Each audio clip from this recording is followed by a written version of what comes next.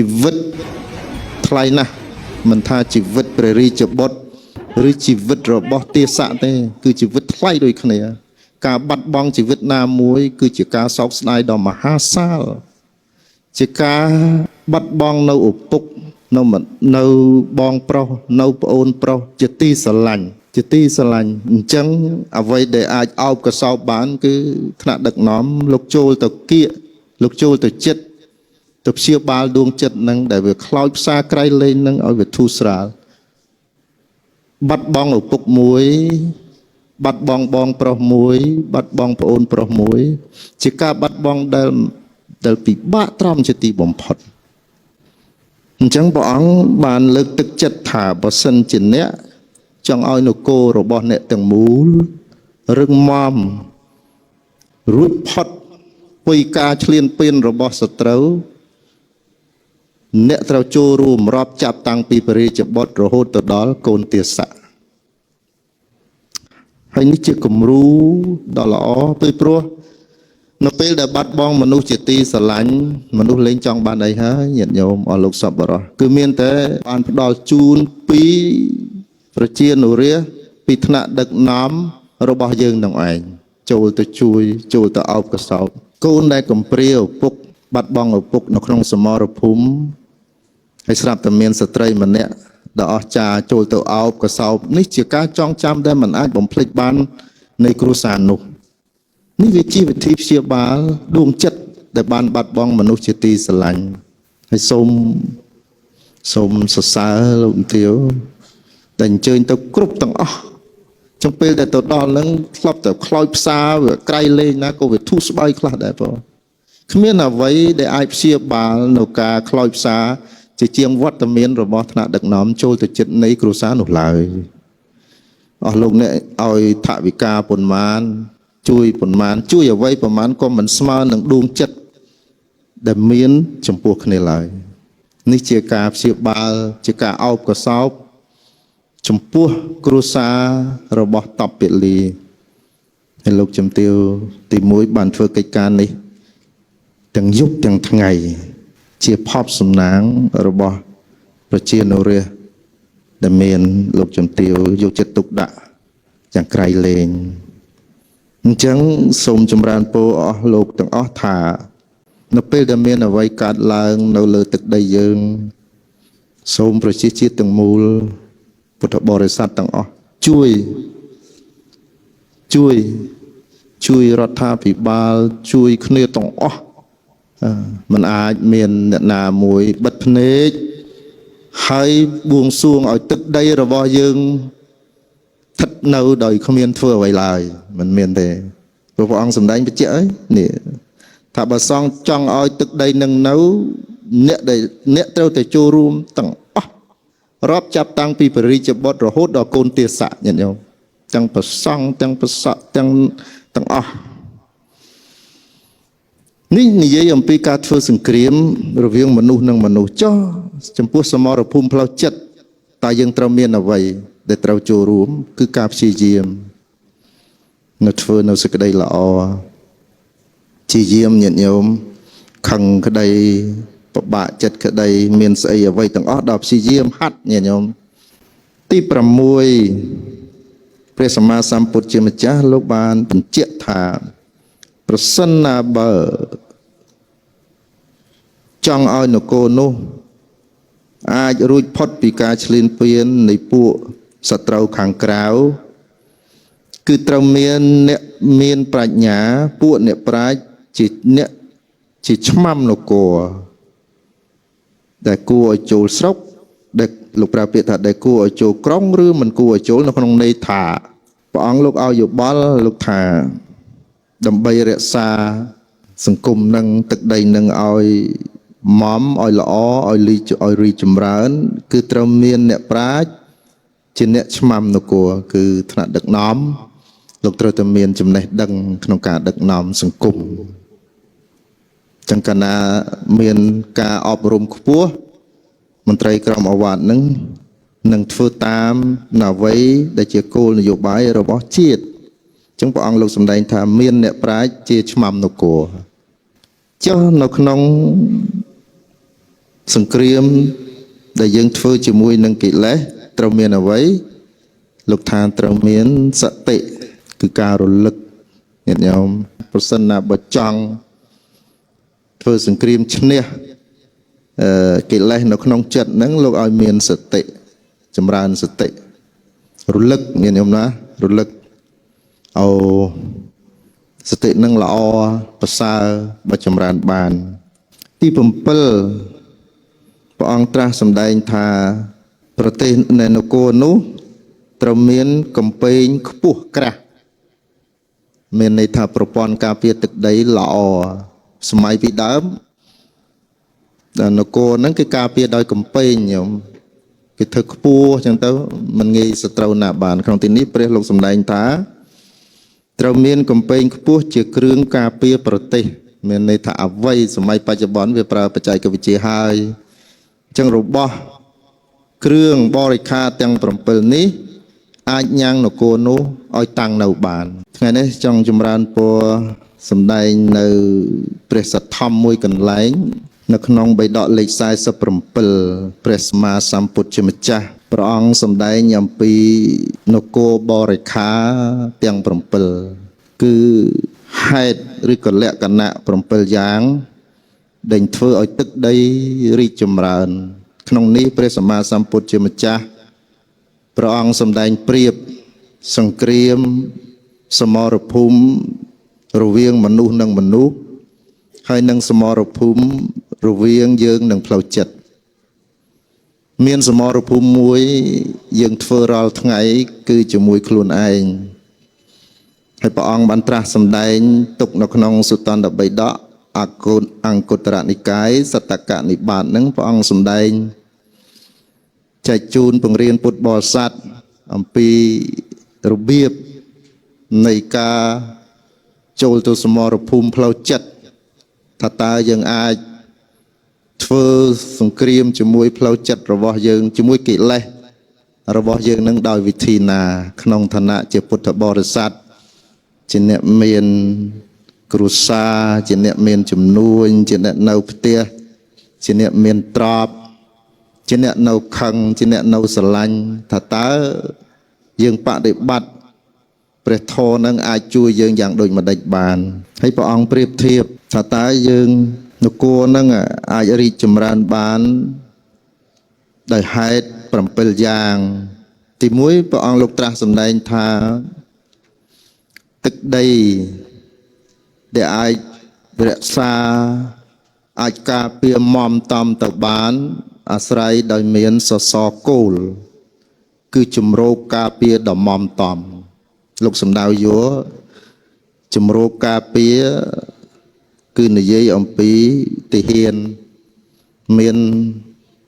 កន្លែងការពារមានលេនឋានមានអីសពបែបយ៉ាងគ្រប់ទាំងអស់ហេតុទី1គឺទឹកដីនោះត្រូវមានសសរគោលគឺសំដៅយកជំរកការពារដ៏ល្អដ៏ប្រសើរនឹងសម្រាប់ការធ្វើសង្គ្រាមរវាងមនុស្សនិងមនុស្សចុះដើម្បីនឹងធ្វើសង្គ្រាមជាមួយនឹងកិលេសនៅក្នុងចិត្តរបស់យើងតែយើងត្រូវមានអ្វីព្រះសម្មាសម្ពុទ្ធជាម្ចាស់លោកសម្ដែងថាយើងត្រូវមានសទ្ធានេះក្នុងព្រះពុទ្ធសាសនាមិនមែនជឿទេញាតិញោមថាជឿចេះក៏ត្រូវសទ្ធានៃពិតហ្នឹងគឺមានន័យថាជាការទទួលយល់នៅសច្ចធម៌ដោយបញ្ញាមានន័យថា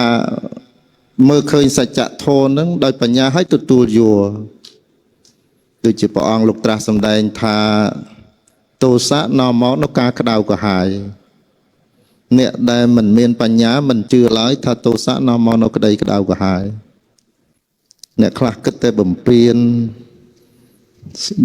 ញយើងសពបែបយ៉ាងអីទាំងអស់មិនឲ្យតម្លៃមិនគិតមិនយល់ដល់សទ្ធាក្នុងពុទ្ធសាសនាព្រះអង្គថាបើសិនជាអ្នកត្រូវការធ្វើសង្គ្រាមជាមួយនឹងផ្លូវចិត្តរបស់អ្នក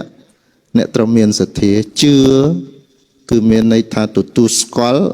មានវិចារណញ្ញាណសភាវគតិថារបស់ហ្នឹងគឺខុសមែន ការធ្វើអំពើទុច្ចរិតជារឿងខុសការធ្វើអំពើសុចរិតជារឿងល្អកាលដែលទទួលស្គាល់ហ្នឹងឈ្មោះថាសទ្ធាទី2ព្រះអង្គលោកត្រាស់សម្ដែងទៀតថានគរនោះដែលអាចតាំងនៅមមបានដោយសារតែមានផ្លូវយាមល្បាតធំទូលាយនឹងលោកសម្ដៅអំពីគមនាគមន៍សពបែបយ៉ាងឯទាំងអស់ក្បួនយុទ្ធក្បួននេះ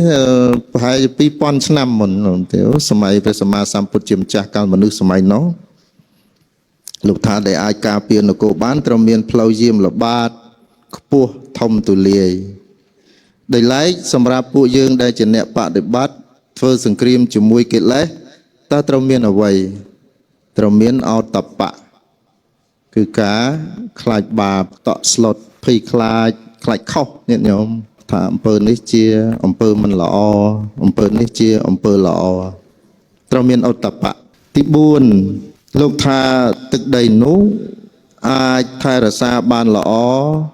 ត្រូវមានព្រួញនិងលំពែងល្អទីនេះលោកសំដៅយកអាវុធណាទឹកដីដែលអាចការពារបាននឹងត្រូវមានព្រួញលំពែងដែលមានបំរុងទុកដ៏ច្រើននឹងលោកសំដៅយកចុះលោកសួរថាចុះសម្រាប់ពួកយើងដែលជាអ្នកធ្វើសង្គ្រាមជាមួយនឹងកិលេសនៅក្នុងចិត្តហ្នឹងត្រូវមានអ្វីព្រះសម្មាសម្ពុទ្ធលោកត្រាស់ថាត្រូវមានពហុសុតៈភាពជាអ្នកចេះដឹងកាលណាអស់លោកសពបរោះទាំងអស់มันមានបញ្ញាมันមានភាពចេះដឹងការសិក្សារៀនសូត្រទេអស់លោកអ្នកមិនអាចមើលឃើញអំពីអ្វីដែលកំពុងតែកើតឡើងនៅក្នុងដួងចិត្តរបស់យើងឡើយមិនដឹងថាតើរឿងនេះល្អរឿងនេះមិនល្អឬក៏អាចដឹងបានក្នុងកម្រិតមួយដ៏ទាប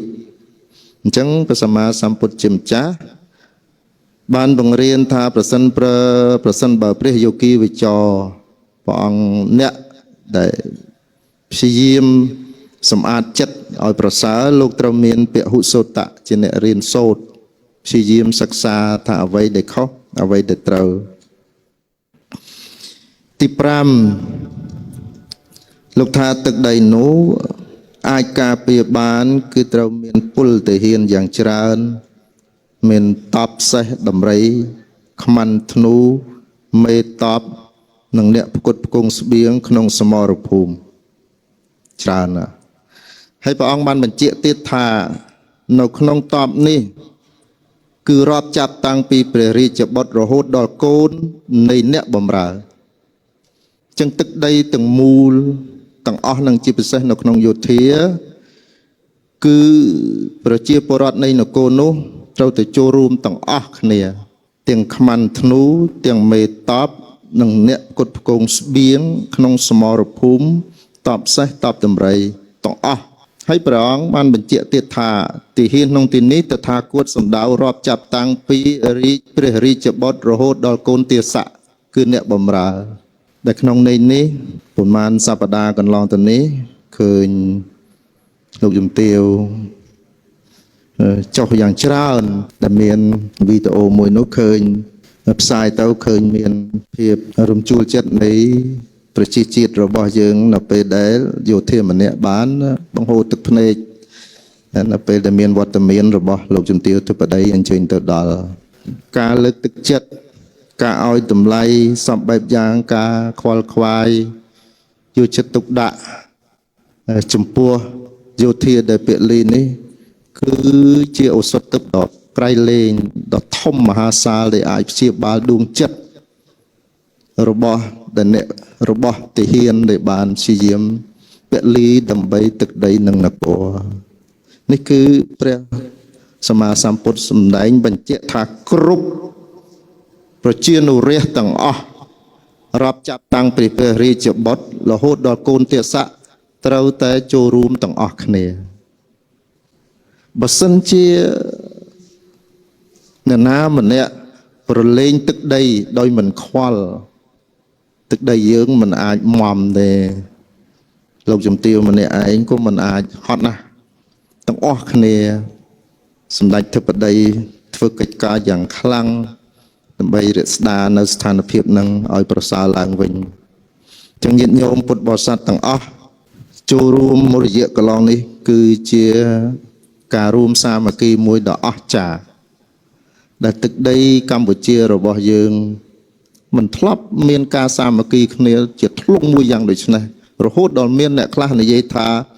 បើចង់បំផ្លាញកម្ពុជាត្រូវតែបំផ្លាញនៅមនសិការជាតិរបស់ពួកនឹងសិនទឹកដីទាំងអស់ជារបស់យើងទាំងអស់គ្នារដ្ឋាភិបាលលោកព្យាយាមធ្វើកិច្ចការអញ្ចឹងពួកយើងទាំងអស់គ្នាទាំងប្រសង់ទាំងប្រសក់គ្រប់សតវណ្ណៈទាំងអស់រាប់ចាប់តាំងពីព្រះរាជបុត្ររហូតដល់កូនទាស័កគឺអ្នកបម្រើនេះចូលរួមទាំងអស់គ្នាទឹកដីហ្នឹងឲ្យគង់វង្សហើយសូមជូនពរលោកជំទាវដែលបានលះបង់ច្រើនមែនទែនក្នុងការជួយផ្សារដួងចិត្តនៃកងទ័ពដែលពលីទាំងអស់មានរូបភាពយ៉ាងច្រើនដែលឆ្លុះបញ្ចាំងអំពីការលះបង់របស់ជំទាវទី1ចំពោះជាតិជាពិសេសកងទ័ពញាតិញោមជីវិតថ្លៃណាស់មិនថាជីវិតព្រះរាជបុត្រឬជីវិតរបស់ទាស័កទេគឺជីវិតថ្លៃដូចគ្នាការបាត់បង់ជីវិតណាមួយគឺជាការសោកស្ដាយដ៏មហាសាលជាការបាត់បង់នៅឪពុកនៅបងប្រុសនៅប្អូនប្រុសជាទីស្រឡាញ់អញ្ចឹង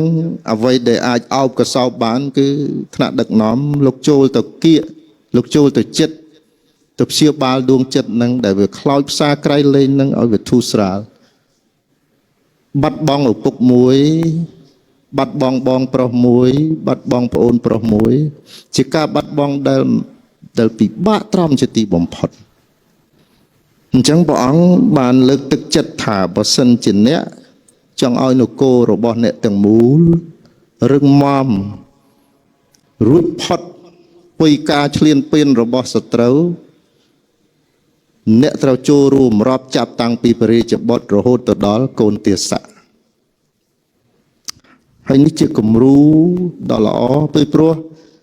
នៅពេលដែលបាត់បង់មនុស្សជាទីស្រឡាញ់មនុស្សលែងចង់បានអីហើយញាតិញោមអស់លោកសប្បុរសគឺមានតែបានផ្ដល់ជូនពីប្រជានុរាស្ត្រពីថ្នាក់ដឹកនាំរបស់យើងនឹងឯងចូលទៅជួយចូលទៅអោបកសោបកូនដែលកំព្រាឪពុកបាត់បង់ឪពុកនៅក្នុងសមរភូមិហើយស្រាប់តែមានស្ត្រីម្នាក់ដ៏អស្ចារ្យចូលទៅអោបកសោបនេះជាការចងចាំដែលមិនអាចបំភ្លេចបាននៃគ្រួសារនោះនេះវាជាវិធីព្យាបាលដួងចិត្តដែលបានបាត់បង់មនុស្សជាទីស្រឡាញ់ហើយសូមសរសើរលោកជំទាវដែលអញ្ជើញទៅគ្រប់ទាំងអស់ចំពេលដែលទៅដល់ហ្នឹងធ្លាប់តែខ្លោចផ្សារវាក្រៃលែងណាក៏វាធូរស្បើយខ្លះដែរបងគ្មានអ្វីដែលអាចព្យាបាលនៅការខ្លោចផ្សារជាជាងវត្តមានរបស់ថ្នាក់ដឹកនាំចូលទៅចិត្តនៃគ្រួសារនោះឡើយអស់លោកអ្នកឲ្យថវិកាប៉ុន្មានជួយប៉ុន្មានជួយអ្វីប៉ុន្មានក៏មិនស្មើនឹងដួងចិត្តដែលមានចំពោះគ្នាឡើយនេះជាការព្យាបាលជាការអោបកសោបចំពោះគ្រួសាររបស់តបពលីហើយលោកជំទាវទី1បានធ្វើកិច្ចការនេះទាំងយប់ទាំងថ្ងៃជាភ័ព្វសំណាងរបស់ប្រជានុរាស្ត្រដែលមានលោកជំទាវយកចិត្តទុកដាក់យ៉ាងក្រៃលែងអញ្ចឹងសូមចម្រើនពរអស់លោកទាំងអស់ថានៅពេលដែលមានអ្វីកើតឡើងនៅលើទឹកដីយើងសូមប្រជាជាតិទាំងមូលពុទ្ធបរិស័ទទាំងអស់ជួយរដ្ឋាភិបាលជួយគ្នាទាំងអស់มันអាចមានអ្នកណាមួយបិទភ្នែកហើយបួងសួងឲ្យទឹកដីរបស់យើងស្ថិតនៅដោយគ្មានធ្វើអ្វីឡើយមិនមានទេព្រោះព្រះអង្គសម្ដែងបញ្ជាក់ហើយនេះថាបើសង់ចង់ឲ្យទឹកដីនឹងនៅអ្នកត្រូវតែចូលរួមទាំងអស់រាប់ចាប់តាំងពីព្រះរាជបុត្ររហូតដល់កូនទាស័កញាតិញោមទាំងប្រសង់ទាំងប្រសក់ទាំងអស់នេះនិយាយអំពីការធ្វើសង្គ្រាមរវាងមនុស្សនិងមនុស្សចុះចំពោះសមរភូមិផ្លូវចិត្តតើយើងត្រូវមានអ្វីដែលត្រូវចូលរួមគឺការព្យាយាមនៅធ្វើនៅសេចក្តីល្អព្យាយាមញាតិញោមខឹងក្តីពិបាកចិត្តក្តីមានស្អីអ្វីទាំងអស់ដល់ព្យាយាមហាត់ញាតិញោមទី6 ព្រះសម្មាសម្ពុទ្ធជាម្ចាស់លោកបានបញ្ជាក់ថាប្រសិនណាបើចង់ឲ្យនគរនោះអាចរួចផុតពីការឈ្លានពាននៃពួកសត្រូវខាងក្រៅគឺត្រូវមានអ្នកមានប្រាជ្ញាពួកអ្នកប្រាជ្ញជាអ្នកជាឆ្មាំនគរដែលគួរឲ្យចូលស្រុកដែលលោកប្រើពាក្យថាដែលគួរឲ្យចូលក្រុងឬមិនគួរឲ្យចូលនៅក្នុងន័យថាព្រះអង្គលោកឲ្យយោបល់លោកថាដើម្បីរក្សាសង្គមនឹងទឹកដីនឹងឲ្យម៉មឲ្យល្អឲ្យរីចម្រើន គឺត្រូវមានអ្នកប្រាជ្ញជាអ្នកឆ្មាំនគរគឺថ្នាក់ដឹកនាំលោកត្រូវតែមានចំណេះដឹងក្នុងការដឹកនាំសង្គមចឹងកាលណាមានការអប់រំខ្ពស់មន្ត្រីក្រមអាវ៉ាត់នឹងធ្វើតាមអ្វីដែលជាគោលនយោបាយរបស់ជាតិចឹងព្រះអង្គលោកសម្ដែងថាមានអ្នកប្រាជ្ញជាឆ្មាំនគរចុះនៅក្នុងសង្គ្រាមដែលយើងធ្វើជាមួយនឹងកិលេសត្រូវមានអ្វីលោកថាត្រូវមានសតិគឺការរលឹកញាតិញោមប្រសិនណាបើចង់ធ្វើសង្គ្រាមឈ្នះ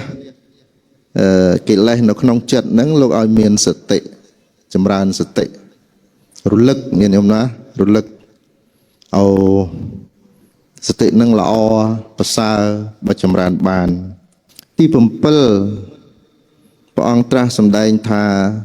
ប្រទេសនៅនគរនោះត្រូវមានកំពែងខ្ពស់ក្រាស់មានន័យថាប្រព័ន្ធការពារទឹកដីល្អសម័យពីដើមនគរហ្នឹងគេការពារដោយកំពែងញោមគេធ្វើខ្ពស់អញ្ចឹងទៅ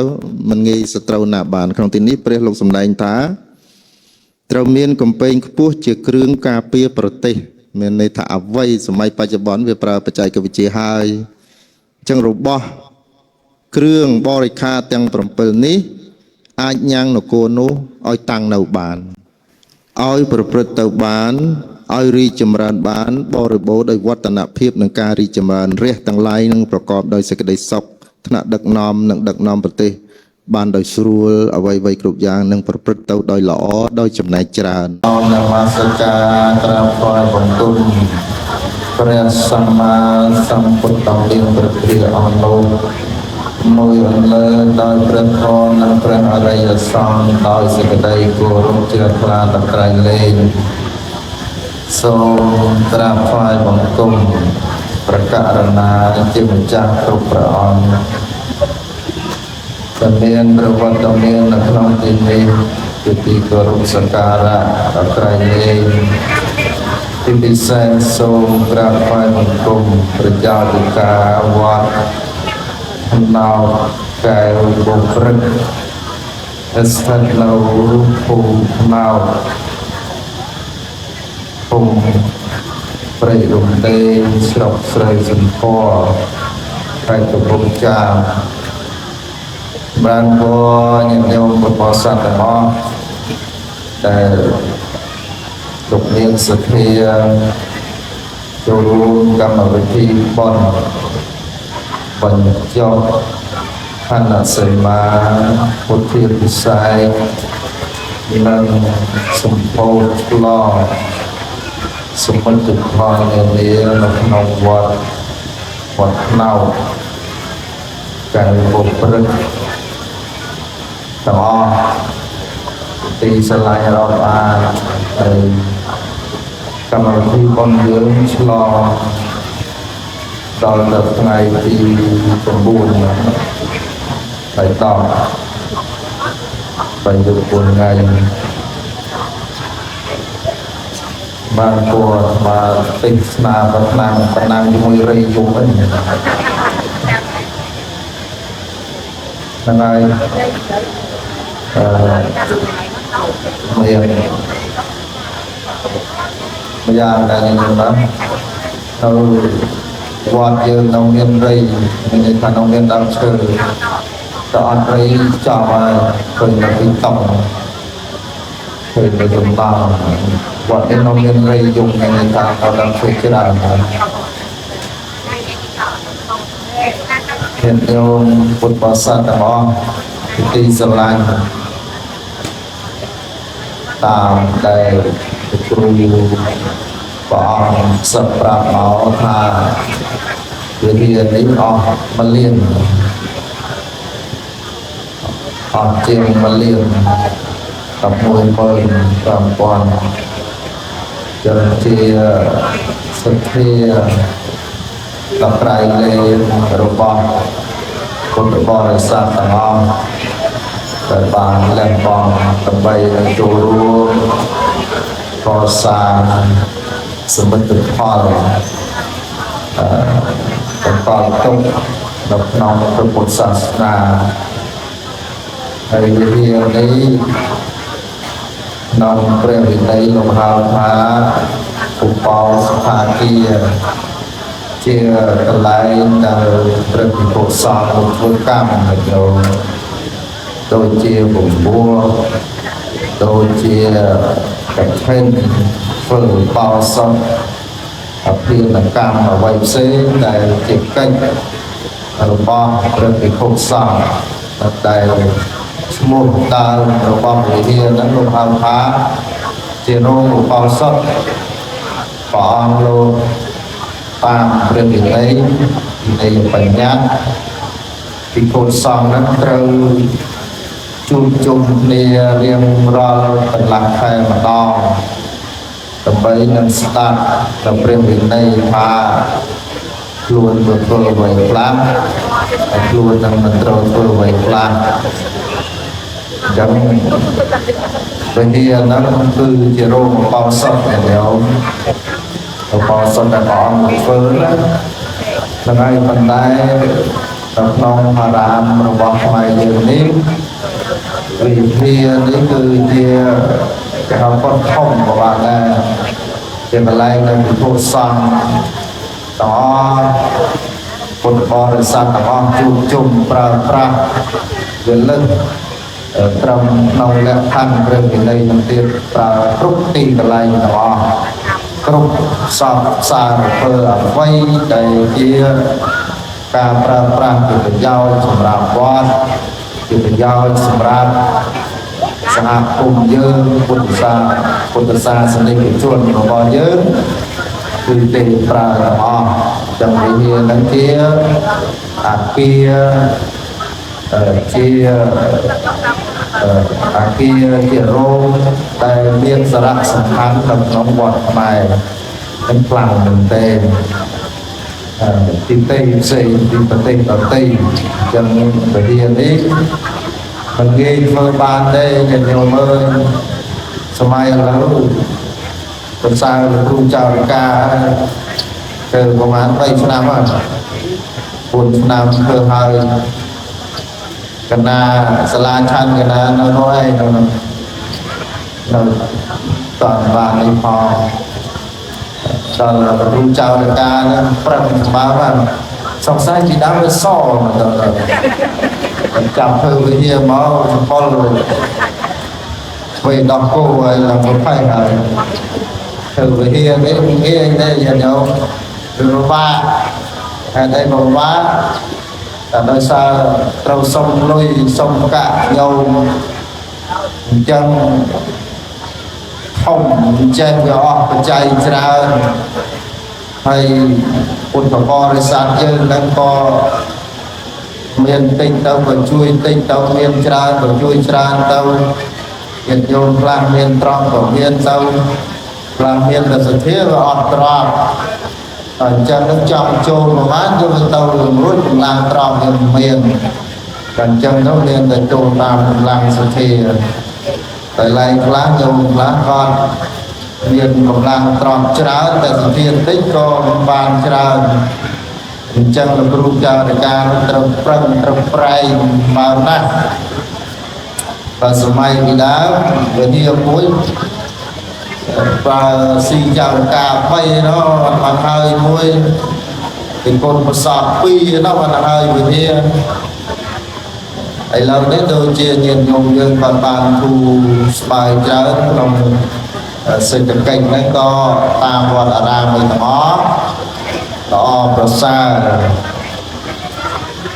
ឥឡូវនេះវិធានធ្វើហើយ xong rồi đi hơi đâu mình chụp điện lên đấy để còn chờ lại là đánh đâu mà viện tiên sang toàn bộ sưu lên cho nó rồi viện lôi nhô thôi lâu sau nó ngon thằng hai thì cho hai cho sân ma sai thật sai còn cho hai chân còn to thì hai còn sang hai vô môi chi hai con mình cho sân ma có luôn rồi không nhận cá mình trai lên cá em tầng lai ná mình cho họ là lâu xưa đây phơi tiền thì nhiều thử đi hai phơi tiền được lá khăn này ăn tê thử đi hai phơi tiền có bàn đấy mình đánh cách ở mấy cái cách chăm bách sầm ra là can bởi một sản sản gì thì vui một tập bò rồi sang thì tin sờ lanh ở lúc sau có đó tao ngon vọt ra để anh tăng đầu bán chưa sài đói cam bạc để bắt nấu prep khổ chân rồi phần mang phơi miền bản đá luôn một trăm chào tất cả con miền sầm mặt tập hiệp làm tập hiệp làm nhiệt nhôm miền cũng làm sự thiệp bản đá còn phơi thì bản to thì nhôm ơi sầm mang đi phơi vì mình ăn tê vườn tinh khô vịt chàng tâm chuột chôn dân phơi là hốt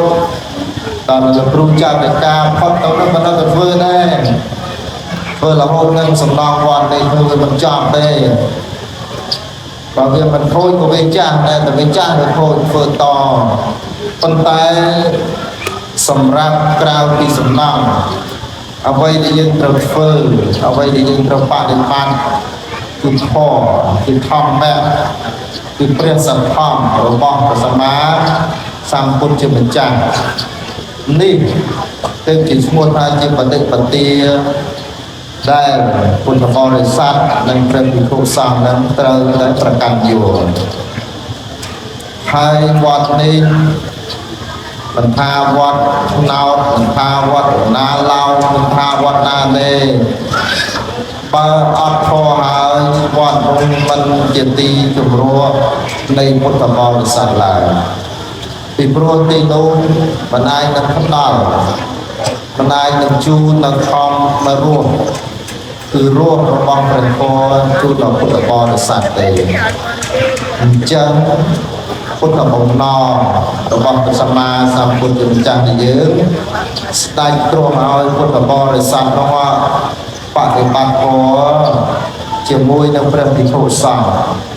បរិស័ទហ្នឹងបរិស័ទជាភិក្ខុក្តី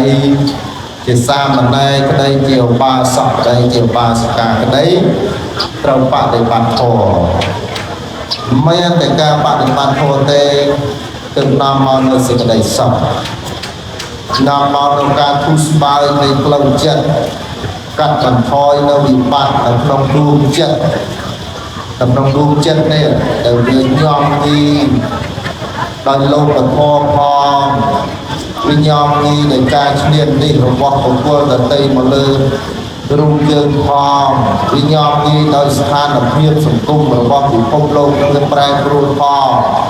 វាញោមទីដោយសេដ្ឋកិច្ច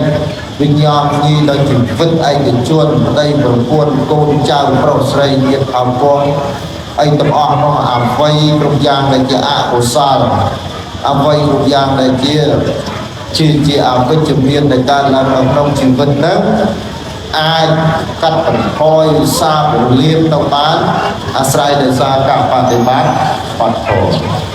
អញ្ចឹងណាញាតិញោមសម្រាប់ពួកយើងអ្នកកាន់ពុទ្ធសាសនានេះត្រូវតែមានធម៌ជាទីបដិបត្តិជាបតិបទាជាផ្លូវធម្មោអវេរកតិធម្មចារីមនាលអ្នកទាំងឡាយអ្នកដែលរក្សានៅធម៌អ្នកដែលបដិបត្តិនៅធម៌តែងតែបានមកវិញនៅការរក្សាដោយព្រះធម៌មានន័យថាម៉េច ព្រះសម្មាសម្ពុទ្ធជាម្ចាស់ព្រះអង្គត្រាស់សម្ដែងថាបើសិនជាបុគ្គលណា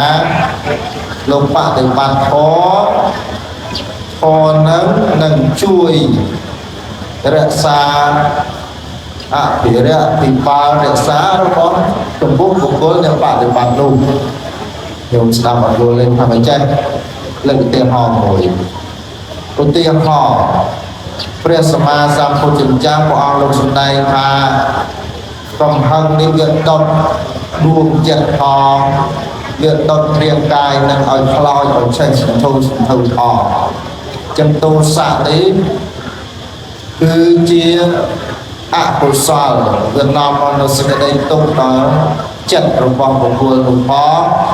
ហើយវាញ៉ាំវាដុតរាងកាយនឹងឲ្យវាឆាប់ចាក់ទ្រុងផងហើយព្រះអង្គលោកសម្ដែងបន្តទៀតថាបើសិនជាបុគ្គលនោះមិនសូវសម្បូរដោយទោសៈចិត្តរបស់បុគ្គលនោះស្រាលល្អព្រាបបានដោយសម្លេងនៃរហោះលើផ្ទៃវិហារយ៉ាងស្រាលវាល្អអញ្ចឹងបើសិនជាយើងបដិបត្តិធម៌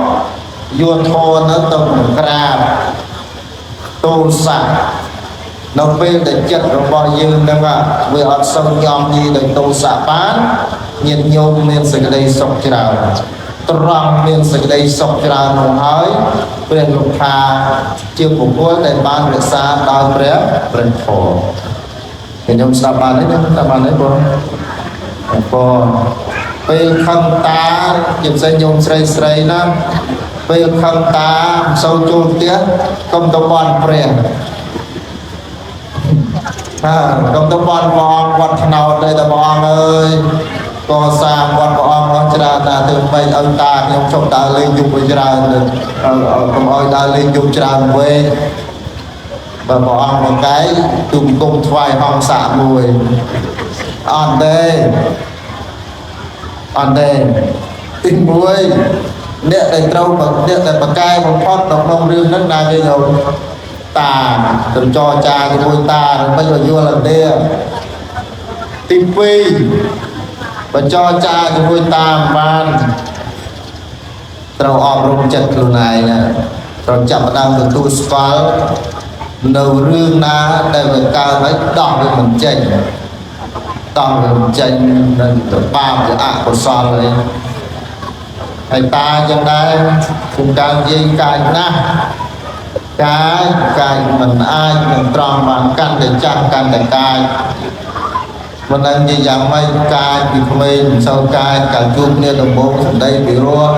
ផ្អែមល្ហែមគួរឲ្យទុកចិត្តដល់ជួបគ្នា40ឆ្នាំ50ឆ្នាំមកកាយយកគ្នាតែម្ដងកាយអញ្ចឹងតើគ្មានវិធីអីផ្សេងមិនតែអប់រំចិត្តការដែលអប់រំចិត្តនោះឯងឈ្មោះថាព្រះធម៌នឹងរក្សាហើយគឺយល់គឺជាយាមប្រើបញ្ញាតាមរយៈកិច្ចបដិបត្តិដោយពុទ្ធសាសនានេះឯងអញ្ចឹងព្រះករុណាជាម្ចាស់គ្រប់ព្រះអង្គញាតិញោមពុទ្ធបរិស័ទ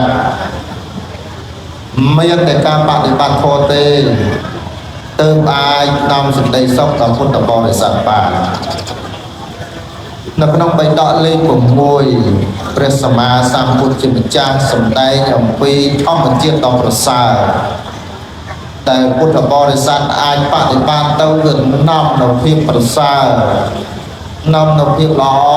សេចក្តីសុខកើតឡើងនៅក្នុងជីវិតព្រះអង្គលោកការសម្ដែងនេះញាតិញោមណាចឹងតាំងចិត្តស្ដាប់ទាំងអស់គ្នាទៅមើលទី1ទស្សនានុរយៈការឃើញដ៏ប្រសើរអ្វីជាការឃើញដ៏ប្រសើរមនាលអ្នកទាំងឡាយតថាគតហៅថាការឃើញដ៏ប្រសើរនេះជាសភាវៈដ៏ល្អដែលជាទីគប់រោគដែលជាទីប្រាថ្នានៃពួកជនទាំងឡាយនៅក្នុងលោកនេះអ្វីជាការឃើញដ៏ប្រសើរការឃើញដ៏ប្រសើរនេះអស់លោកសពរដ្ឋទាំងអស់អញ្ជើញមកនេះការដែលមកបំពេញកុសលមកឃើញនៅរឿងកុសលជាច្រើនការឃើញអ្វីដែលមិននាំមកនៅអកុសលនេះឈ្មោះថាជាការឃើញដ៏ប្រសើរឃើញ ក្នុងន័យធម្មតាបណ្ណ័យឲ្យជ្រៅពេញទៀតថាជីវិតនេះវាមិនទៀងវាប្រែប្រួលចិត្តរបស់មនុស្សក៏ប្រែប្រួលដែរអញ្ចឹងការឃើញនៅសភាពវាពិតនៃធម្មជាតិឈ្មោះថាជាការឃើញនៅប្រសើរ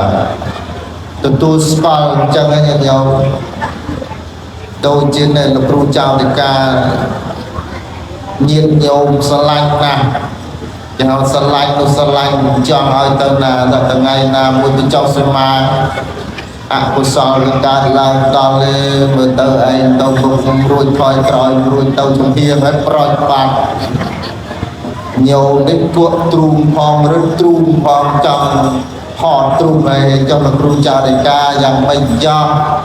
បញ្ចុះសមាហើយទៅដាក់មេប្រូចចឹងស្ដាយក៏ស្ដាយតែក្នុងធម៌សម្រាប់យើងអ្នកការពុទ្ធសាសនានេះនោះណាយើងតែងតែចង់បានយើងតែងតែចង់ឃើញនៅរបស់ណាដែលយើងពេញចិត្តថាឲ្យវាចង់អញ្ចឹងឲ្យវានៅអញ្ចឹងឲ្យវាអញ្ចឹងឲ្យវាអញ្ចឹងតែសភាវៈពិតនៃធម្មជាតិនេះនៃលោកនេះវាអត់តាមយើងចង់ទេវាតាមរឿងរបស់វាអញ្ចឹងត្រូវទទួលស្គាល់ថាអ្វីគ្រប់យ៉ាងវាមិនទៀងតែនិយាយអញ្ចឹងមិនបើកទ្វារបើកប្រអួយឲ្យគ្រូចារិកាដាក់មេប្រួយទៅណាគាត់ទៅលើកឧទាហរណ៍ទេព្រោះធ្លាប់ឮស្រឡាញ់អើយស្រឡាញ់អូយលោកគ្រូមកលោកគ្រូមីចារិកាវត្តណោទៅល្អណាស់សម្រាប់តែបានតែ6ខែទៅចុះសមាឲ្យប្រន់បាត់ចាប់ដើមលឺវានៅអញថាយូរហើយយាយអើយឃើញលោកនឹងតាំងពីដើមអញថាមិននៅយូរទេទៅហើយទៅមែនកើតទៅជាបដិធិមិនសប្បាយព្រះលោកថាអត់ទេអានឹងឈ្មោះថាជាការឃើញមិនប្រសើរឃើញនៅសភាវៈពិតហើយវាយ៉ាងណាគឺវាយ៉ាងនោះឯងញាតិញោមចឹងសម្រាប់ពួកយើងដែលកាន់ពុទ្ធសាសនាត្រូវមានបញ្ញានោះមករៀនបដិបត្តិភ្លាមអញ្ចឹងញាតិញោមពួកយើងនេះអត់មានបដិបត្តិធម៌សម្រាប់ត្រៀមខ្លួនទៅនៅឋានសួគ៌ទេរឿងឋានសួគ៌នឹងចាំស្លាប់ទៅទីជាន់ទីប្រមាណក៏ទៅប៉ុន្តែរឿងពិតនៅទីនេះឥឡូវនេះវិជ្ជឋាននេះទីនេះឥឡូវនេះមានន័យថាបើចិត្តវាមួមកសួរខ្លួនឯងថាកើតរឿងអីវាកើតរឿងអីបាទមួមកទេចំមកភូមិអ្នកណាក៏មិនស្អប់ដែរស្អប់តតានឹងមួយរបស់ដល់កាត់មុខមិនបានសួរខ្លួនឯងញាតិញោមណាមានសតិតាទេគាត់តែសុខហ្នឹងក៏មិនដឹងធ្វើអីអញសោះចុះអញនេះក៏មិនចូលចិត្តតាហ្នឹងដល់តែសោះឯតានោះមិនដឹងខ្លួនទេអត់ដឹងថានិយាយនៅចិត្តទៀតស្អប់ទេស្អប់គ្មានហេតុប៉ុន្តែក្នុងធម៌លោកថាវាមានធម្មជាតិមនុស្សនេះសំរឿងមកក្នុងសង្សារវដ្តយូរអញ្ចឹងញាតិញោមជួនកាលហ្នឹងយើងមិនពេញចិត្តអ្នកដទៃមិនមែនដោយសារអ្នកដទៃហ្នឹងធ្វើអាក្រក់អីចំពោះយើងហ្នឹងមិនមែនទេគាត់តែឃើញមុខម្នាក់ហ្នឹងតែគ្មាននិស័យតែម្ដងមានទេខ្ញុំខ្លាប់ទេហ្នឹងហើយជួនកាលស្អប់តែញៀនខ្លួនឯងទៅតែញៀនមកតកូលនឹងចូលចិត្តទាំងអស់មិនចូលចិត្តអាចដូនមួយនឹងរបស់ហេតុអីដោយសារតែមនុស្សវាធ្លាប់សំពីមកជាមួយគ្នាអញ្ចឹងបើសិនជាមានរឿងអញ្ចឹងឆាប់យកព្រះធម៌ឡើងរលឹកថាហេតុអីបានមិនចូលចិត្តគាត់ដែរ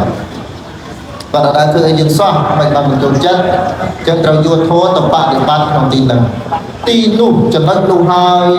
ទៅដែលត្រូវការព្រះធម៌ដើម្បីជួយស្រោចស្រង់ចិត្តហ្នឹងកុំឲ្យវាធ្លាក់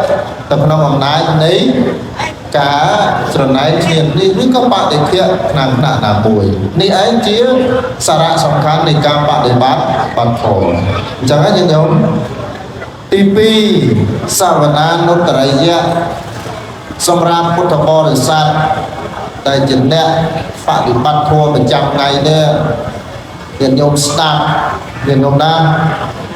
ស្ដាប់ធម៌នឹងឲ្យកាត់បន្ថយការស្ដាប់និយាយដើមអ្នកដទៃស្ដាប់ធម៌ច្រើនតែស្ដាប់រឿងអីច្រើនតិចអានឹងអឡទេណា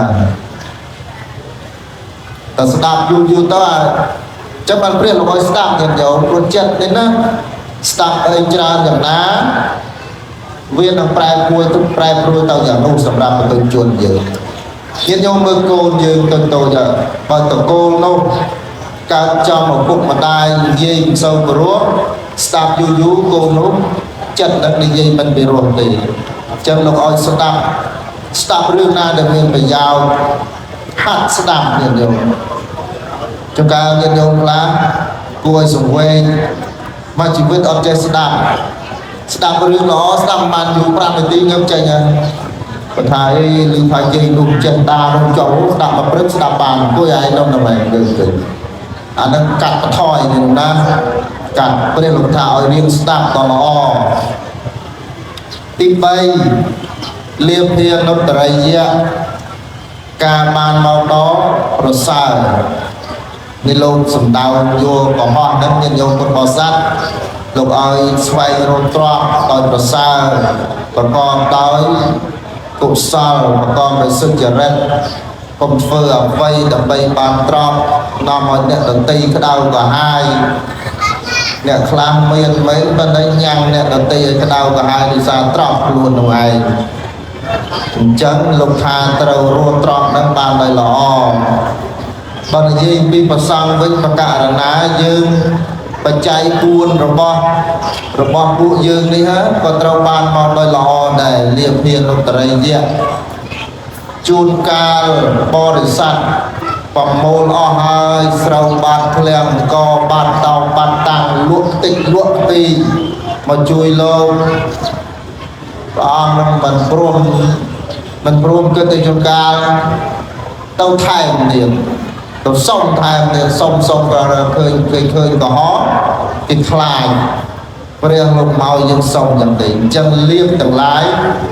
របស់ព្រះភិក្ខុសង្ឃនឹងបានដោយប្រសើរគឺបានទៅតាមព្រះវិន័យព្រះករណាជាម្ចាស់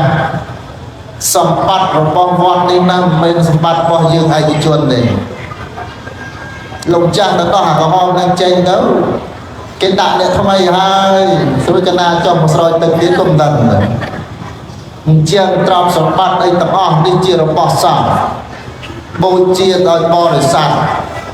អញ្ចឹងធ្វើទៅតាមកម្លាំងសទ្ធារបស់បរិស័ទយើងបើញោមយើងខ្សត់យើងធ្វើតាមខ្សត់បើញោមយើងខ្វះមិនទេកុំធ្វើសឹងនឹងតង់ក៏បានដែរបើសិនបើញោមគាត់ក្រគាត់ខ្សត់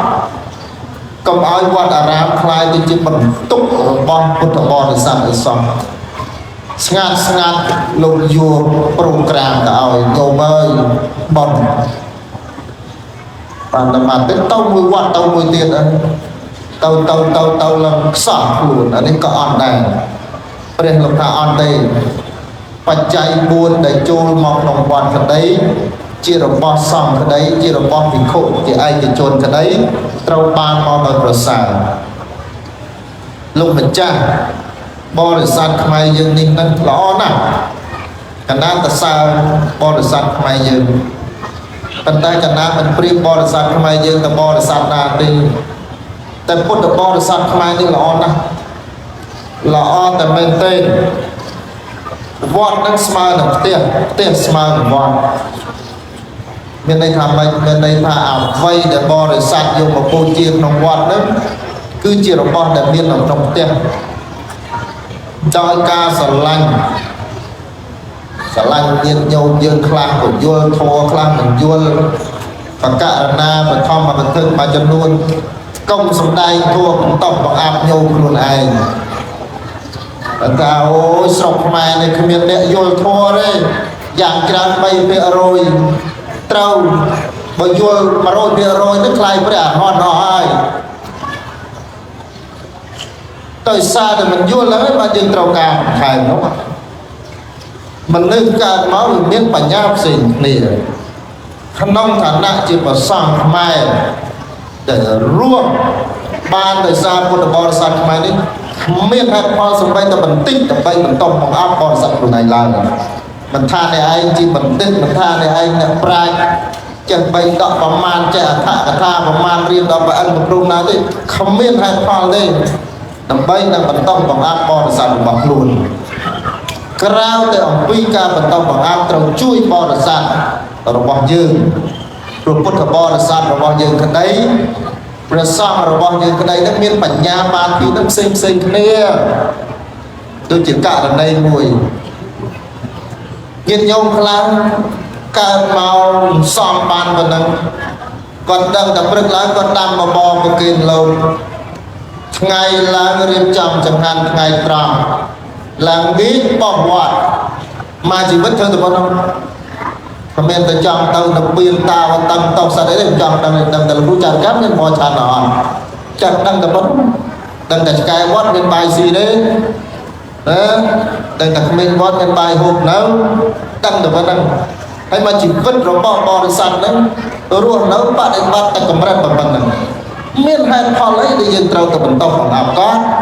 ហើយទៅតសរសើរបរិស័ទអ្នកដទៃនោះយកប្រទេសអ្នកដទៃនឹងដូចថាព្រះអរហន្តគ្រប់ផ្ទះអញ្ចឹងណាសរសើរកូនណាទៅអស់ហើយមកចំហៀងអាស៊ីនេះនោះកណាដើរតិចអស់ហើយវាគ្មានអ្នកណាក្រត់បាយចន្ទនាទេ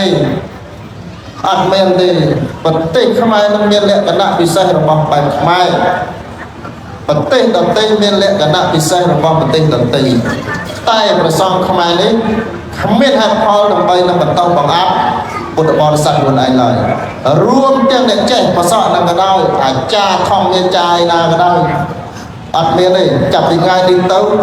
មិនត្រូវបន្តបង្អាប់បរិស័ទខ្លួនឯងទេបើចង់បន្តបង្អាប់ដូរប៉ាសពតឲ្យទៅដល់លាសញ្ជាតិទៅខ្មែរមិនអន្តរថ្នាក់ប៉ុណ្ណោះទេត្រូវចាំឲ្យច្បាស់នេះជាចំណុចខ្សោយរបស់ជនជាតិយើងមួយចំនួនឲ្យតែបានទៅបរទេសតិចមកវិញហ្នឹងខ្មែរnóសារោរំរងគឺថាវាអន់ណាស់អត់ឲ្យបារាំងមកស្រុកខ្មែរ100ឆ្នាំមិនដែលកាត់រកខ្មែរទេខ្មែរទៅបារាំងទៅ3ខែមកវិញនិយាយខ្មែរលេងច្បាស់នេះជាចំណុចខ្សោយរបស់ជនជាតិយើងកែចេញបញ្ចង់ឲ្យទឹកដីនេះនៅកែទៅនឹងចេញទាំងប្រសងទាំងឧបាសកបាសិកាដែលជាអ្នកមានអំណួតហើយមើលមកទឹកដីរបស់ខ្លួននឹងថាវាខ្សោយវាអន់វាមិនប្រសើរនឹងទឹកដីរបស់បរទេសនោះអ្នកឯងនិយាយភាសាបរទេសល្អបណ្ណាក៏ដោយអ្នកឯងនៅបរទេសយូរបណ្ណាក៏ដោយពួកគេមិនតែចាត់ទុកអ្នកឯងជាជនជាតិគេដែរត្រូវយល់កន្លែងនេះទឹកដីនេះវាជាទឹកដីប្រទេសជនការប្រកាន់ជាតិសាសន៍ជារឿងធម្មតាទេមិនមែនជាពិភពព្រះអរហន្តទេផែនដីនេះបើមិនឆ្លោះទៅតាមគ្នាគេយកដីអស់ឡូវហើយត្រូវចាំម្ដងត្រូវចាំកុំឲ្យបានទៅរៀនស្រុកក្រៅបាន3-4ឆ្នាំមកវិញយល់លំនាំបរទេសមកទាំងអស់បាទមកខ្លាយខ្លួនហើយ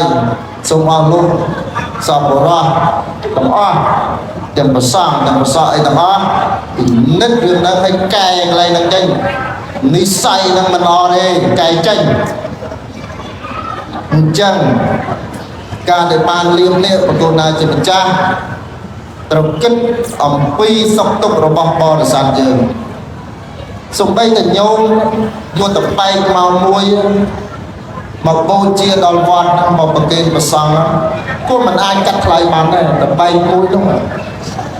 ពោតមកកញ្ច្រែងល្មុតមកថងដៃនោះដែលយកមកបូជាវត្តហ្នឹងមិនមែនជារបស់ដែលកាត់ថ្លៃបានទេហេតុអីដោយសារតែវហូចេញអំពីដួងចិត្តដ៏បរិសុទ្ធរបស់បរិស័ទយើងមានពុទ្ធបរិស័ទយួនណាយកវិហោជំនាញយកមកប្រគេនព្រះអង្គមានបរិស័ទណាមកពីយ៉ាងយួនពីភូមិមកប្រគេនព្រះអង្គមានបរិស័ទណាមកពីបាងកកមកប្រគេនព្រះអង្គវាមានតែញោមទេភូមិឆ្នោតទេមិនចឹងលោកចាមិនចឹងណាត្រូវហើយចុះអញ្ចឹងបរិស័ទយើងពុទ្ធបរិស័ទចំណោមជើងវត្តគឺជាបុគ្គលដែលលោកចាស់ប្រកបគូហើយបង្គោលណាម្ចាស់ប្រសិនបាទញាតិញោមជុំវិញជើងវត្តយើងនោះឆេះផ្ទះជួបផលលំបាកដោយទុកដោយសោកណាមួយបង្គោលណាបច្ចោតិកាប្រសង់សុំមេត្តាចូលទៅជួយញោម បើលោកម្ចាស់គឺមិនមានអីលទ្ធភាពធំដុំអីទេបានទៅអើឈ្ងោកអោបរិស័ទអញ្ញើយលោកកើតអីលើថានៅផ្ទះខ្ញុំមកខ្ញុំមិននឹងឆែកតិចហើយអញ្ចឹងវត្តអារាមនេះជាទីជំរកហើយចុងក្រោយសូមបកករណាយួនលៀបនៅក្នុងវត្តនេះទៅសង្គ្រោះញោមយើងឲ្យលឿនចូលឲ្យលឿនទៅឲ្យរហ័សពីព្រោះព្រះសង្ឃគឺជាទីពឹងទីរលឹករបស់បរិស័ទទាំងផ្លូវធម៌និងក្នុងសង្គមកិច្ចវត្តយើងមិនមែនជាបន្ទុករបស់សង្គមទេវត្តយើងគឺជាមជ្ឈមណ្ឌលដែលជួយសង្គមអញ្ចឹងអ្នកខ្លះដែលមើលឃើញវត្តនឹងវាដូចថាខ្មៅងឹតទៅមកវត្តមិនមែនកន្លែងធ្វើសម្រាប់តម្កល់អ្នកតាទេវត្តគឺជាកន្លែងបណ្ដុះស្មារតីបង្រៀនធម៌រក្សាប្រពៃណីវប្បធម៌និងជាតិនិយមរបស់កម្ពុជាមិនមែនកន្លែងឯប្រយោជន៍ទេណា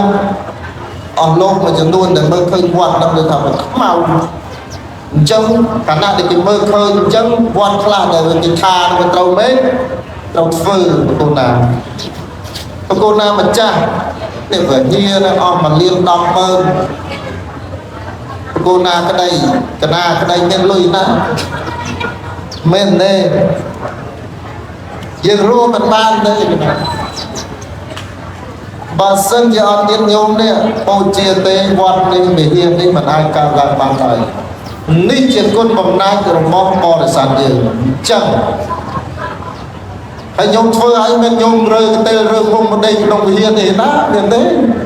តែកាត់សេមាសង្ឃេសៈទេនេះថ្វាយចំពោះសង្ឃទុកដាក់ញោមកណាយូរមកម្ដងទេអត់មានទេព្រះអង្គម្ចាស់ការសសរវិហារនឹងផងណាអត់មានទេអត់ច្រើនដាក់ឈ្មោះបន្តិចទៅក្នុងទេអញ្ចឹងថ្វាយព្រះអង្គហើយនៅពេលដែលព្រះអង្គនៅពេលដែលញោមរបស់ព្រះអង្គមានទុកព្រះអង្គត្រូវចាស់ចេញអំពីវត្តទៅចូលជួយញោមវិញណាតែហើយទៅក៏ទៅសួរដែរអោញោមហើយមានរឿងអីយ៉ាងម៉េចយ៉ាងម៉ាទៅសុខទុក្ខអីទាំងអស់ហ្នឹងនេះជាកិច្ចបដិបត្តិរបស់ពុទ្ធបរិស័ទខ្មែរយើងតាំងពីបុរាណអាចារ្យមកអញ្ចឹងលៀបណាបកូនណាលៀបដែលបានមកដល់ប្រសើរហ្នឹងត្រូវចែកកុំទុកបកូនណាអើយកុំទុកក៏ជំរៃអីហ្នឹងក្មេងដែលព្រាស្អីហ្នឹងយកមកចាំមកហើយប្រសិនណាបើនេះពុទ្ធបរិស័ទយើងណាលះបង់ពុទ្ធបរិស័ទតែម្នាក់ទេលះបង់ព្រះពុទ្ធសាសនាទៅកាន់សាសនាដទៃណាវាស្មើនឹងបាត់បរិស័ទមកជាហៀងវត្តដែរបាត់ហើយអញ្ចឹងក៏ឲ្យបាត់គេថាអីចុះពុទ្ធសាសនាក៏ប្រកាន់ដែរថាប្រកាសអញ្ចឹងអាត្មាទេសនាឲ្យថាអញ្ចឹងបើខ្ញុំមិនប្រកាន់ពូជសាសខ្ញុំទេពូជសាសខ្ញុំសាសនាខ្ញុំមិននៅទេប្រកាន់នឹងមានន័យថាអោបក៏សោបគ្នាខ្ញុំមិនសោបម្នាក់ទេតែខ្ញុំកាន់គ្នាខ្ញុំប្រទេសខ្ញុំប្រពៃណីខ្ញុំសាសនាខ្ញុំកាន់ខ្ញុំរក្សាខ្ញុំអភិបាលហើយបើសិនជាជនជាតិឯងមិនប្រកាន់ឯងធ្វើទៅខ្ញុំប្រកាន់ខ្ញុំរក្សាទុកឲ្យបានព្រោះជាប្រពៃណីរបស់ខ្ញុំឈ្មោះកម្ពុជាទី4សិក្ខានុត្តរិយ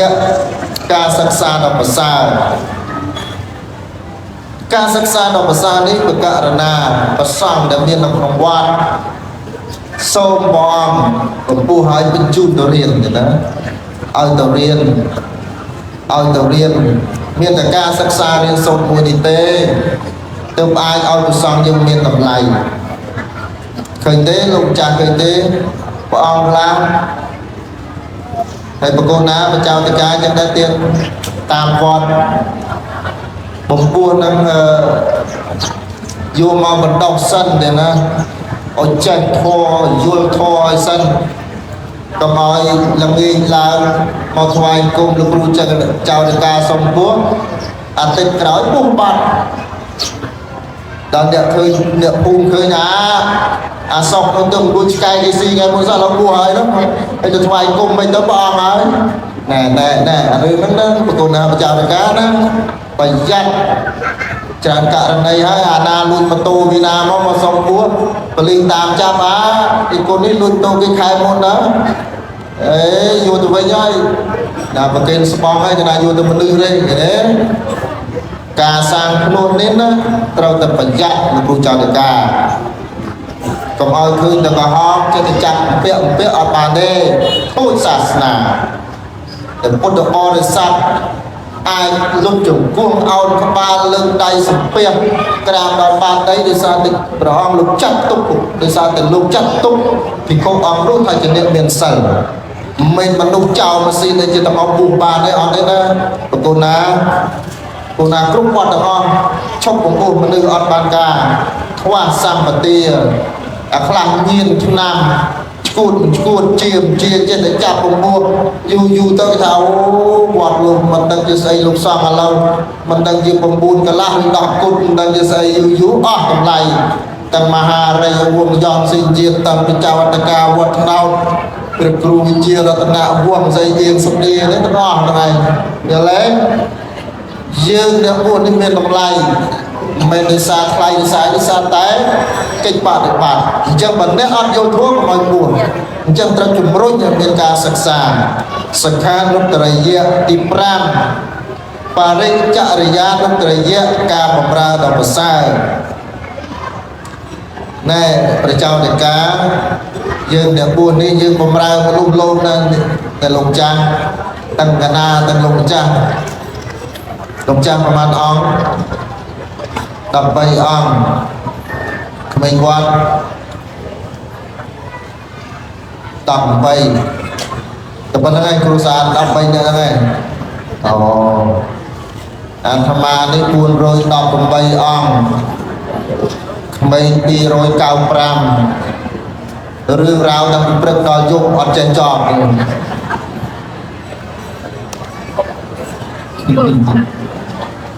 ទេគេមកផ្ដាំហើយព្រះអង្គហើយ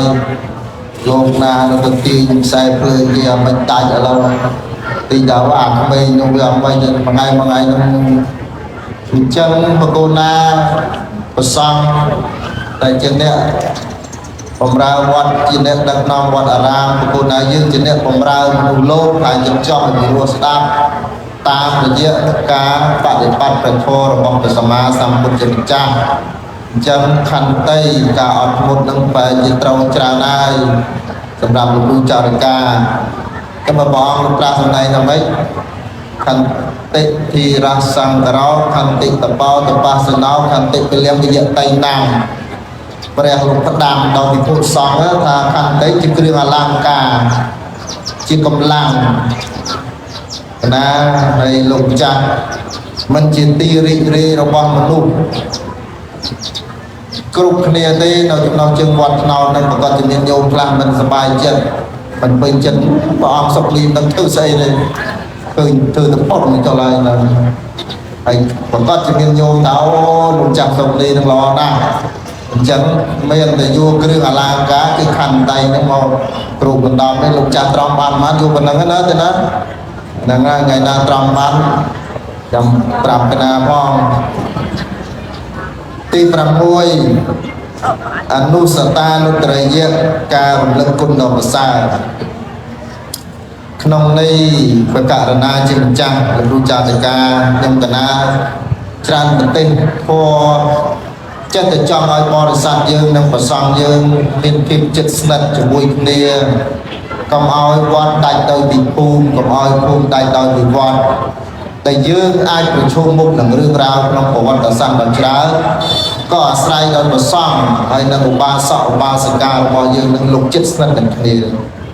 ចិត្តស្និទ្ធទាំងណាភូមិហើយនឹងវត្តនឹងវាតែមួយកុំឲ្យញោមទៅផ្សេងវត្តទៅផ្សេងប្រកាសណាជាម្ចាស់នៅក្នុងការរលឹកគុណដ៏ប្រសើរនេះពុទ្ធបរិស័ទចាស់ដែល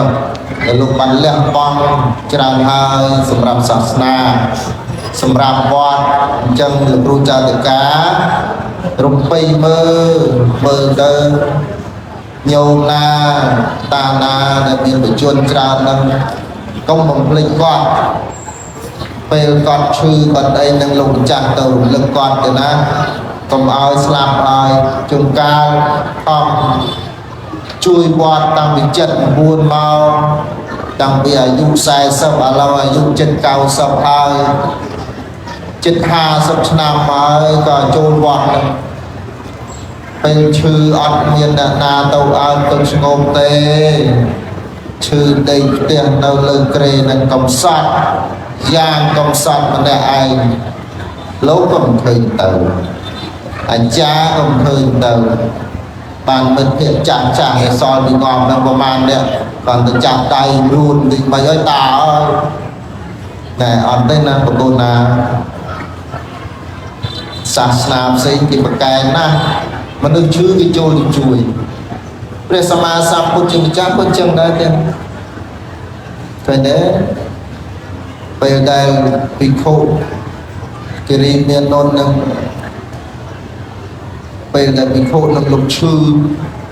ព្រះលោកចូលទៅលាងដំបៅ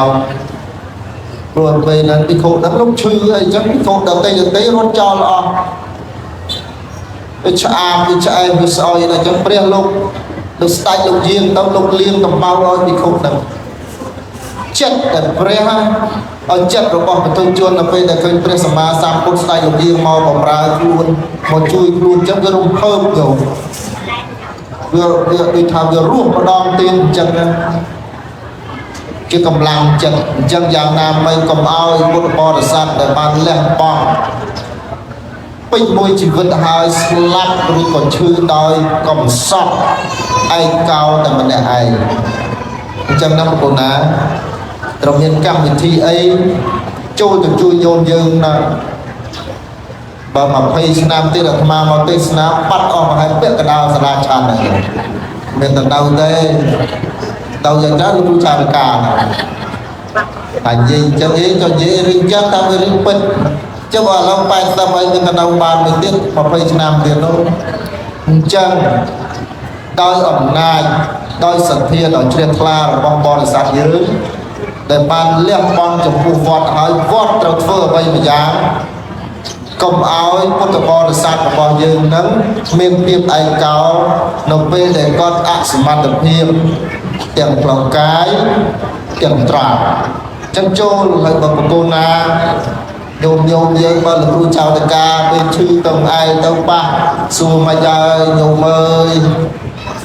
បងហើយវាចេះចុះប៉ុណ្ណឹងក៏វាធូរដែរញោមណាកុំឲ្យឃើញមុខញោមពេលតែគៀសបច្ច័យដល់ចំបនអត់ស្គាល់អត់ទេណាបងប្អូនណាមានតែវិធីអញ្ចឹងទេទើបថាទ្រព្យរបស់បរិស័ទដែលបូជាចំពោះវត្តវានឹងបានជាប្រយោជន៍ពីព្រោះអ្នកនៅក្នុងវត្តនេះប្រសងដែលជាអ្នកដឹកនាំវត្តនេះនឹងប្រើប្រាស់ទ្រព្យទាំងអស់ហ្នឹងคล้ายទៅជាប្រយោជន៍នាំទៅកាន់បរិស័ទវិញនាំទាំងធម៌នាំទាំងសង្គមកិច្ចនេះជាអ្វីដែលដូនតារបស់យើងបានធ្វើកន្លងមកសូមអនុមោទនា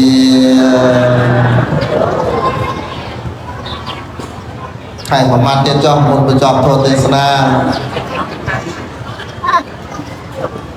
ព្រះករណាជាម្ចាស់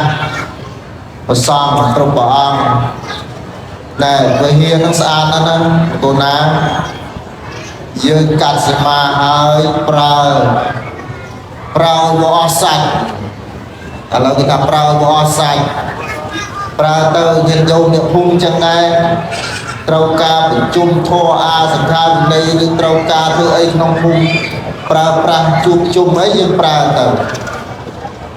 ព្រះករណាជាម្ចាស់គិរូបផននេះប្រើនៅក្រុងប្រយ័ត្នជាទីបំផុតព្រៀបបានដូចគឺព្រៀបបានដូចជាគេលើកបុគ្គលនឹងទៅតម្កល់នៅលើឋានសួគ៌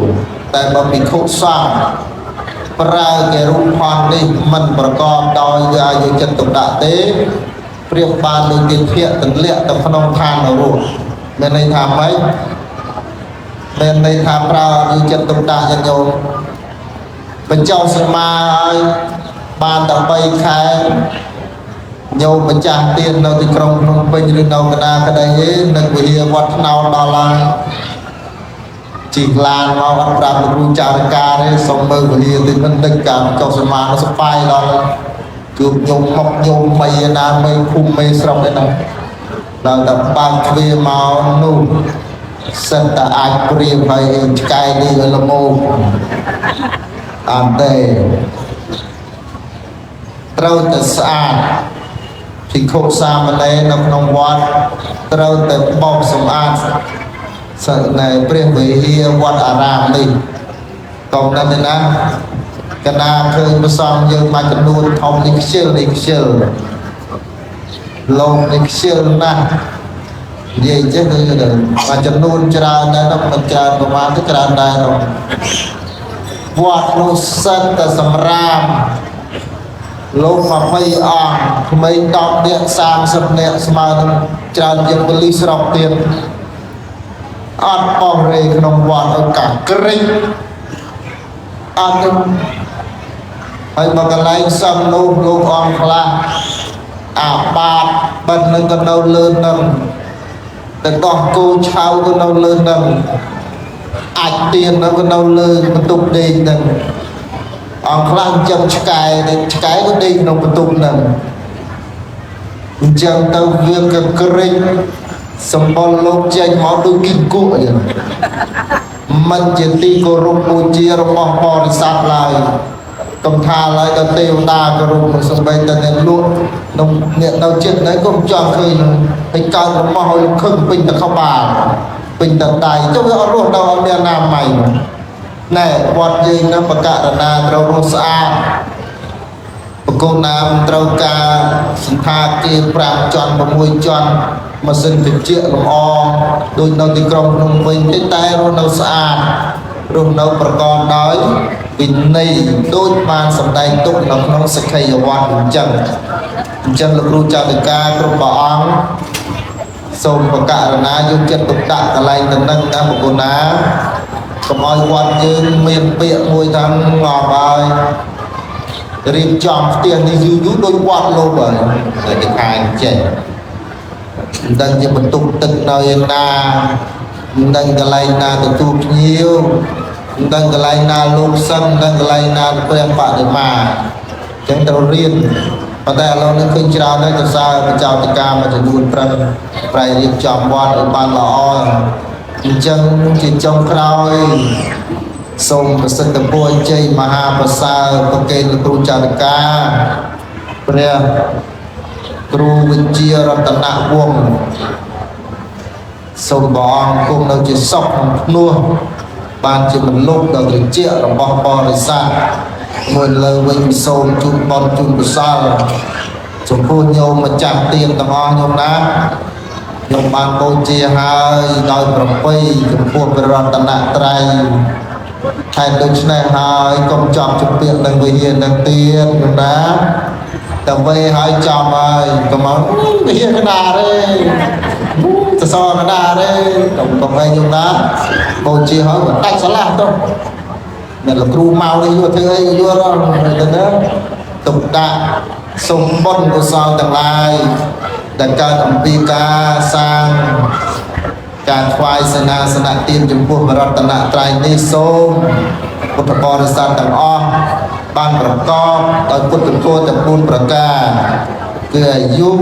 វណ្ណៈសុខៈពលៈកំបីគ្លៀក្រិតឡើយ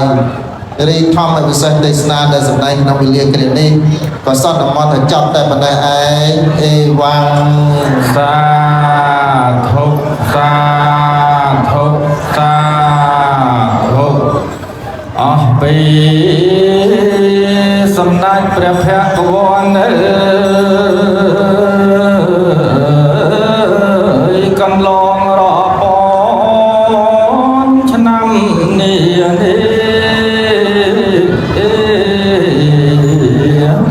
សោតតែសាវកព្រះភគវីទាំងស្នាងធម្មពីរោះក្រៃមិនមែនសាវកអង្គអនាង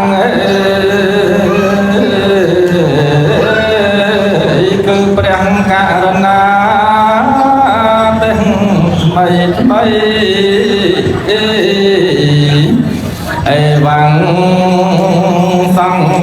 បាញ់ចាប់ខ្លីយើងខ្ញុំនេះណៃស្ដាយណាស់ណាពុំតន់អស់ចិត្តសាច់ថងចំទូលអង្គវមិនហ៊ានថាឃើញនៅព្រះដីព្រះករុណាសំ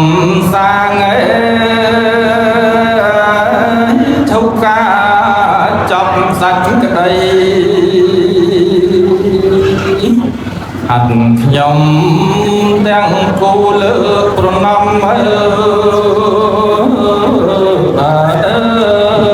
ក្រាបថ្វាយបង្គំ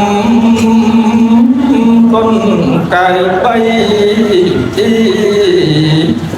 ព្រះពុទ្ធព្រះធម៌ព្រះសង្ឃថ្លៃសូមមានស្រីដូចប្រាថ្នាអនុមោទនី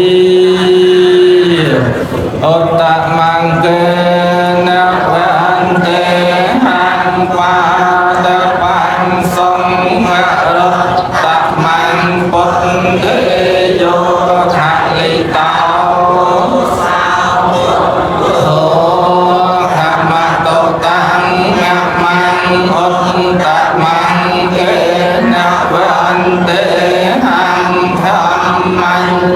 ตุวิธังวะรังธัมเมโยลิตาโตสาวธัมโมขมัตโตตังมะมังอุตตะมังเกนะวันเตหังสังหังจตุวิโทตะมังสังเมโยลิตาโตสาวสังโกแม่มัน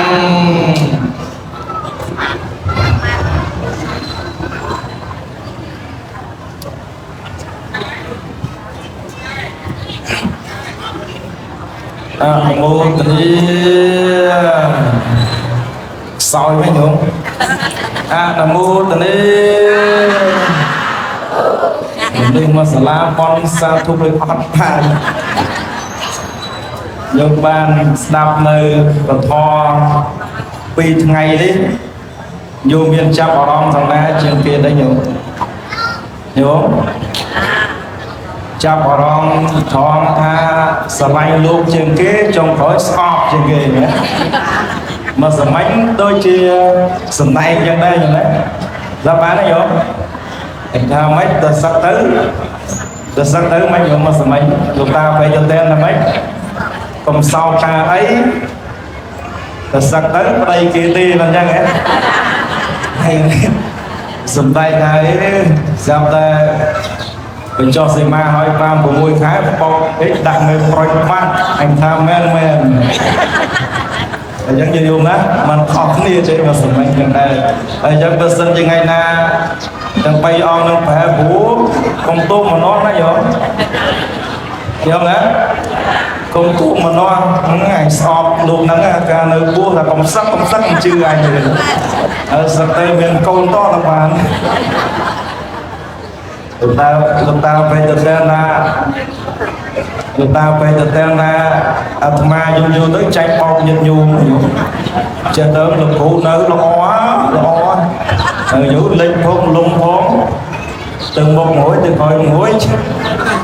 ដល់40 50ហើយចាប់តាមគិតតែអញទៅណាទេញោមទៅមុខទៅក្រោយហ្នឹងមិនណាឥឡូវបានសម្ដាប់នៅព្រះធម៌ទេសនាដែលប្រទានដោយសម្ដេចព្រះមហារាជវង្សបណ្ឌិតយ៉នសេយាតចប់សពគ្រប់ហើយផំទេសម្ដេចជាម្ចាស់ជាទីគោរពសក្ការៈរបស់ខ្ញុំកូណាម្ចាស់ទាំងឡាយក្រោយពីបានសម្ដាប់នៅព្រះធម៌ទេសនាប្រកបទៅដោយអត្ថន័យនិងធម្មរូប យ៉ាងក្បោះក្បាយដ៏ជាជ្រៅសម្រាប់បានជាផ្លូវដើម្បីបង្ហាញក្នុងការបដិបត្តិនៅជីវិតប្រចាំថ្ងៃទូព្រះបង្គំខ្ញុំកូនណាម្ចាស់ទាំងអស់គ្នាមាននៅបៃតេបមោជ្ជៈជ្រះថ្លាចំពោះរស់នៃព្រះសទ្ធំបានបូជានៅពធទេសនានៅក្នុងពេលវេលាឱកាសនេះដែលមានជាប្រមាណនៅក្នុងស្រង់សម្បត្តិនៃស្រាប់ដែលឡែកការបូជាធម៌ទេសនានេះជាសទ្ធាជ្រះថ្លារបស់មហាបាសិកាលីសុកេព្រមនឹងកូនចៅនិងចៅទួតមហាលោកឧកញ៉ាថៃស្រុងលោកជំទាវហៀងសិលីព្រមទាំងកូននិងចៅបូជាពធទេសនាចំនួន$100មហាបាសិកានាងហួរព្រមទាំងកូនចៅមហាឧបាសកមេលៀងមហាបាសិកាពុទ្ធសាសនុបឋមអរជាស្រ័យចឹងណាមហាបាសិកាលីសុកេមហាលោកអញ្ញាថៃស្រុងលោកជំទាវហៀងសិលី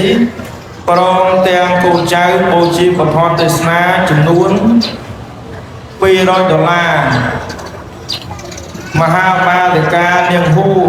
មហាបាសកអនមុំមហាឧបាសកមេលៀងមហាបាសិកាអនមុំព្រមនឹងកូនចៅមហាបាសកឆេងកំថាមហាបាសិកាជាមូលេព្រមនឹងកូនចៅបូជាពធទេសនា$200ឧបាសកកម្មហុកនិងឧបាសិកាសុហេព្រមនឹងកូនចៅបូជាពធទេសនាចំនួន$100ពុទ្ធបរិស័ទគ្រប់រូបទាំងអស់បានសម្ដាប់នៅពធទេសនានៅក្នុងពេលនេះដែរបូជាពធទេសនាចំនួន$100និងសម្រាប់យានជំនិះ20,000រៀលបច្ច័យទាំងឡាយនេះជាអកប្បយការកវត្ថុសូមបវរណាចំពោះសម្ដេចជាអង្គម្ចាស់ជាបច្ច័យទាំងឡាយ4សូមសម្ដេចជាអង្គម្ចាស់ប្រើប្រាស់តាមការគូនិងតាមពុទ្ធានុញ្ញាតដើម្បីសេចក្តីសុខសេចក្តីចម្រើនដល់ទូព្រះបង្គំខ្ញុំកូណាទាំងឡាយផង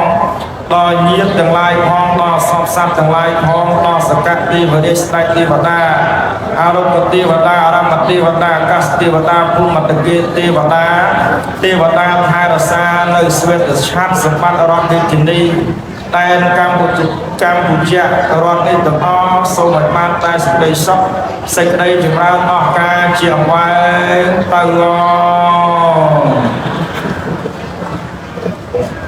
សូមញោមតំណាងមកប្រគេនថ្វាយអើជុំខែមែនណា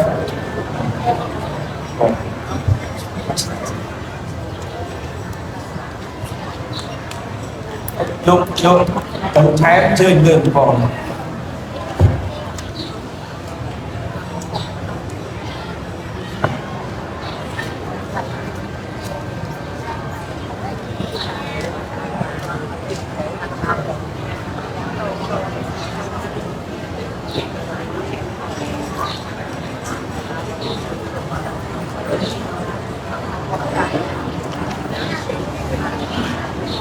សូមអនុមោទនា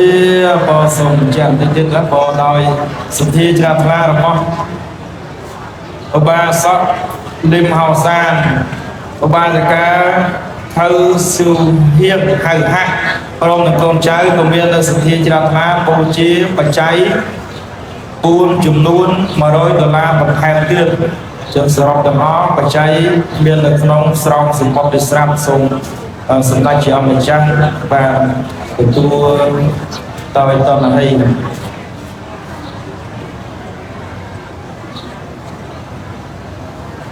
ថែមទៀតបងយំថែមទៀតបងយំអាហ្នឹងពេលយើងទេថាដំបូងជន់ចាតមហាណាចាតមហាឡើងដល់តោសន្តាននឹមមានរតីអស់ហើយយើងបរិណិមមក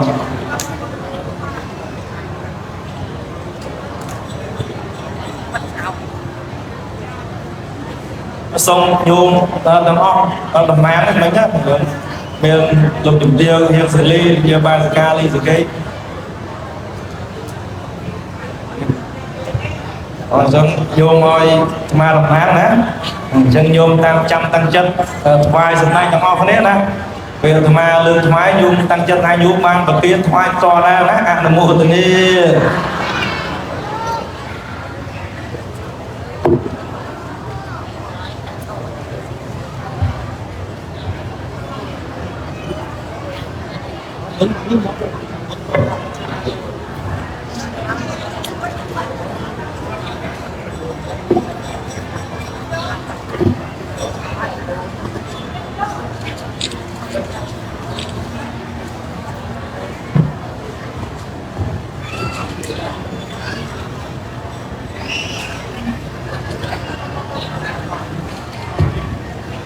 Sampai dia kena saya sampai jam waktu baca jilau canta roh ambil watan ayu wan lau sokang biarlah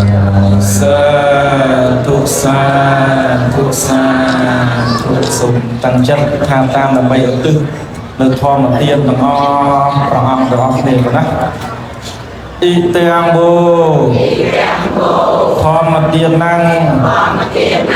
យាតៃណាងហោតោសុគតាហោតោយាតយោរីផលនៃធម្មទាននេះចូលមានដល់ញាតិទាំងឡាយរបស់ខ្ញុំចូលមានដល់សពសត្វទាំងអស់នៅក្នុងសង្សារវដ្តនេះសូមជាអ្នកបានដល់នៅសេចក្តីសុខចោធម្មទានយើងទាំងឡាយសូមសុខសាយដល់ញាតិមិត្តទៅកើតពីឆ្ងាយទៅមានវិបត្តិយ៉ាងណាហើយសូមឲ្យរួយរំដល់ចតុតោគ្រូចំរៃបានសុខរៀងរាល់ថ្ងៃសន្តិដល់ចាប់កណ្ឌីជ្រោយទឹកនឹងកណ្ឌីបាត់ទៅទៀនអ្នកគិតថាយ៉ាងកាយចេកោសាលកម្មណាទាំងទេយ៉ាងមមាកាយណាវេឆានណាសាទិតសេកម្មយេសាបាសញ្ញីណោអថយេជាសាតាសញ្ញីណោកម្មបញ្ញផលយ៉ាងសាពេវិតិភវន្តតេយេតាំងតាំងសវិតិតាំងនាងបញ្ញផលមាយាយេចតាខនជាទេវិអនុវានិវេកយងសាពេលោកម្មយេសត្តាជីវន្តាយ៉ាងភោចំណាងសាពេលបានដល់អ្នកទេតាសាទុភបតាចណាតថាយាបតាចណាជាសោតាបតាចនិសោតាអន្តសាពេលពុទ្ធបាននៃណោសន្តិឡាយទាំងពួងដែរដល់ហើយនៅសេចក្តីសុខសូមឲ្យជាសម្បត្តិសេចក្តីសុខទៅដែរដល់ហើយនៅហើយសូមឲ្យជាសម្បត្តិទៅដែរដល់ហើយនៅសេចក្តីសុខសូមឲ្យជាសម្បត្តិសេចក្តីសុខទៅដល់អនុមោទនាអនុមោទនាធម្មទានសូមអនុមោទនាដោយអំណាចនៃការស្ដាប់ធម៌ទេសនាដោយគោរពប្រកបទៅដោយវិរិយៈយកចិត្តទុកដាក់សូមឲ្យមានបញ្ញាបានទីខ្លាំងពកែនឹងបានចាក់ធ្លុះសម្រេចនៅមគ្គផលជាប់ពោះមានមគ្គ4ផល4និព្វានមួយទៅក្នុងអនាគតជាតិគ្រប់ព្រះអង្គគ្រប់គ្នាកុំបីអាខាឡើយសូមអនុមោទនា